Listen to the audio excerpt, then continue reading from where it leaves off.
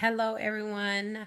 This is Doshia Mitchell completing week 3's discussion 1 on integrating technology. The first part of our discussion asks us what evidence that we noticed to support what we have been learning thus far. In the video of Mr. Pronovost teaching his math lesson, I would say there will be 3 major components that we have been discussing that I observed in the video. The first one would be communicating the learning objective. The second one would be the use of feedback. And the third one would be assessment.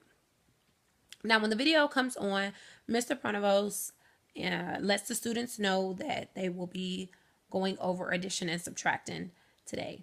So in my opinion, that was him clearly communicating to the students their learning objectives. He let them know what materials they will be covering for today's lesson. The second component that we have been studying was feedback. This was observed in the video where Mr. Pronovost was talking about the use of Planet Turtle and Dreambox. He stated the use of these games provided the kids with immediate feedback and that he didn't have to necessarily provide the feedback. So what it did, it allowed the students to work at their own pace. And for those students who he noticed that needed an additional support, he would be able to pull them out and give them more of an individualized small group instruction. Now, the third component that we have been discussing that I observed or was mentioned in the video was assessment. Now, I will say that the mention of formative and summative assessment was presented in the video. The use of summative assessment was mentioned where Mr. Pronovost states that every 6 to 8 weeks, he gives the students a benchmark. And he uses this benchmark to gauge the progress of his students. He also made mention that he used the information and the data collected to compare their results and their progress with students in the past where the technology was not incorporated into their classroom or their daily lessons. Now, for our formative assessment, the video made mention that the kids are being constantly assessed on these games without them even really knowing it. In order for the children to go on to the next level in the game, they have to demonstrate mastery of that particular concept. So that's how the students are being assessed and not knowing it, because it doesn't look like a formal test or a formal assignment. It's them being eager to level up to the next level on the game. The second part of our discussion asks us how did we see him structure his lesson to incorporate technology. After Mr. Pronovost stated the learning objectives to the student, he started his instruction. After his instruction, he stated to the kids that they would be using Planet Turtle and Dreambox for their independent practice. Now, the next part of that question asks us, how did he use, or how did technology use to differentiate the instruction for the kids? Now, he broke this down by explaining to us Planet Turtle's purpose as well as Dreambox purpose. He stated to us that Planet Turtle was a basic instruction that all the students had, and it was on the same level. And once those students completed those activities on Planet Turtle, they were able to move to Dreambox. Now, here is where the differentiation happens.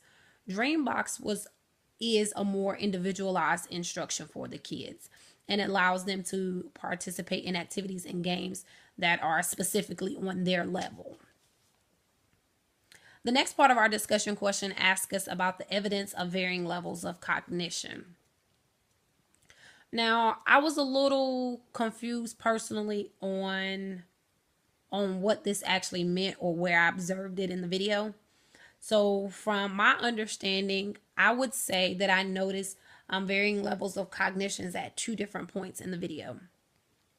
I would say the first time I noticed it was when Mr. Pronovost and the students were working in a small group at the table. When they were at the table, they were working on a specific math problem.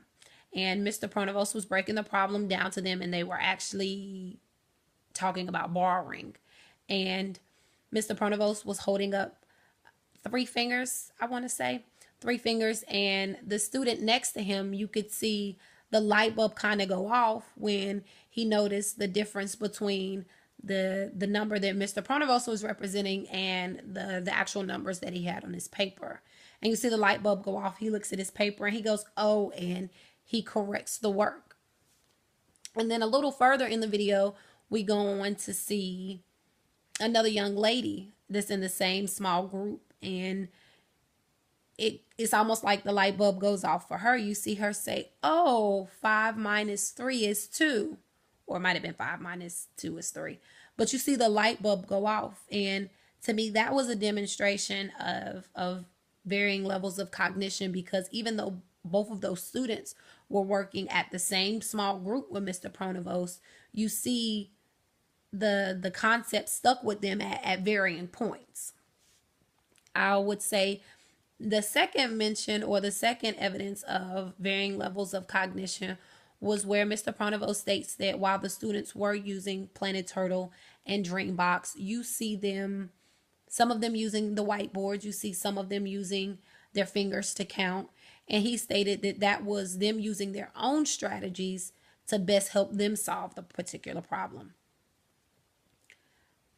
And our final question asks us, how do we believe this type of learning environment makes students feel about their capabilities with math, and why? In my opinion, the use of this type of learning environment makes the learning more interactive as well as more engaging for the students. And to me, anytime the learning is more interactive and more engaging, it almost makes the students more confident about their skills and more eager to learn different methods or to learn more of the material. We use Dreambox in after school, and my kids love it. It makes learning exciting. It makes learning stimulating.